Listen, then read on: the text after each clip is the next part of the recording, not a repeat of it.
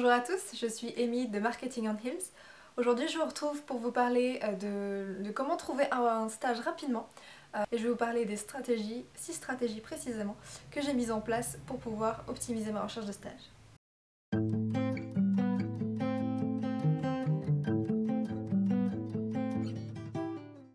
La première chose, c'est d'utiliser son réseau et celui de son entourage. Il faut savoir aujourd'hui, notamment en marketing, qu'il n'y a rien de plus puissant que la recommandation. La deuxième chose, c'est de s'inscrire sur les réseaux sociaux professionnels. Donc aujourd'hui, LinkedIn a une puissance exceptionnelle de visibilité. Aujourd'hui, si vous déposez votre CV en ligne sur LinkedIn et que vous avez développé vos contacts, vous pouvez avoir des recommandations très rapidement et avoir de la visibilité pour déclencher potentiellement une opportunité. Ce qui est intéressant aussi, c'est de s'inscrire sur des plateformes qui proposent différents types de stages, donc des sites d'offres d'emploi, des sites spécialisés pour les recherches de stages.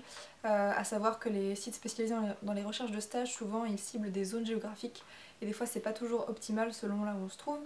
L'intérêt c'est plutôt d'aller sur des sites d'offres d'emploi qui sont très reconnus. Et on peut également passer par la section emploi de LinkedIn qui est très puissante elle aussi, puisqu'après les personnes qui vont voir les différents types d'offres que vous avez regardées vont potentiellement s'intéresser à vous et comprendre que vous recherchez un stage. La deuxième chose, c'est sur ces sites d'offres d'emploi, outre le fait de postuler directement à des stages, ça peut être aussi intéressant de postuler à des offres classiques, des CDD, des CDI. L'entreprise recherche quelqu'un dans ce domaine d'activité, c'est peut-être qu'elle a un besoin aussi de ressources humaines, de compétences, et que vous pouvez lui apporter ces compétences-là. Attention à bien appuyer sur les arguments forts qui vont permettre de montrer que vous allez être efficient. Vous pouvez également regarder les jeunes entreprises dans votre ville, puisque souvent les jeunes entreprises en développement, comme les startups par exemple, recherchent souvent des ressources humaines à forte valeur ajoutée et à plus faible coût. Puisqu'elles ont besoin de se développer, de se lancer, elles ont besoin de compétences et vous pouvez leur apporter. Pour optimiser cette recherche de stage, la quatrième chose et une des plus importantes, c'est de travailler correctement son CV et sa lettre de motivation. Vous devez avoir un CV original qui sort du lot, mais qui reste quand même dans les critères attendus par l'employeur. L'employeur, il va vouloir avoir votre expérience professionnelle, vos compétences, les compétences que vous allez pouvoir proposer, et également votre personnalité. Aujourd'hui, ce qu'on appelle les soft skills, c'est-à-dire les compétences complémentaires, les compétences internes qui font partie de votre personnalité sont très importantes aujourd'hui, puisque dans les entreprises, on attend de l'humain également. On vous emploie, pas seulement pour vos compétences, mais parce que vous êtes capable de travailler avec les autres et vous êtes capable d'apporter quelque chose de plus à l'entreprise. Pour ce qui est de votre lettre de motivation, surtout, ne prenez pas un modèle classique de lettre de motivation. Vous devez sortir du lot. Mon petit conseil pour optimiser sa lettre de motivation, ce serait vraiment de mettre votre cœur, votre patte. Effectivement, vous pouvez expliquer quel est votre parcours, etc. Mais l'employeur va le voir dans votre CV qui va accompagner cette lettre de motivation. L'intérêt pour vous, ce serait vraiment de dire voilà ce que j'ai envie de faire, voilà pourquoi ça m'anime et qu'est-ce que je vois dans votre entreprise qui me permettrait de développer ce projet.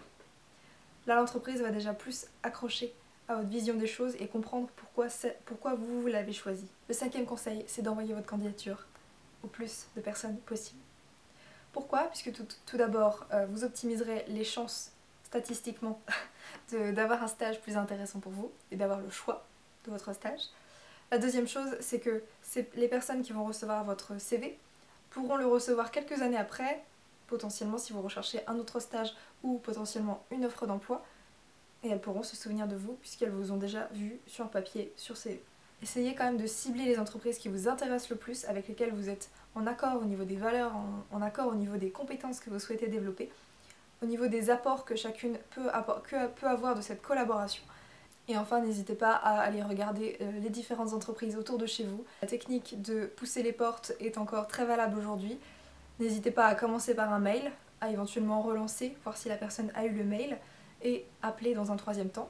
Et éventuellement, si le contact se fait, pourquoi pas directement pousser la porte. Mais vous pouvez commencer par la stratégie de pousser la porte et aller dire bonjour, aller vous renseigner pour voir s'il y a une possibilité pour vous d'être en stage chez cette entreprise. Pour conclure, pensez à avoir une présentation originale qui vous différencie des autres. La deuxième chose, ça va être de vous permettre d'optimiser vos candidatures et d'aller à l'essentiel. Et la troisième chose, c'est allez-y au culot et montrez qui vous êtes vraiment. Passez à l'action. Je vous remercie de m'avoir écouté, c'était Amy de Marketing on Hills. N'hésitez pas à laisser un petit like pour me soutenir et à vous abonner si cette vidéo vous a plu. Je vous remercie beaucoup et je vous dis à la prochaine.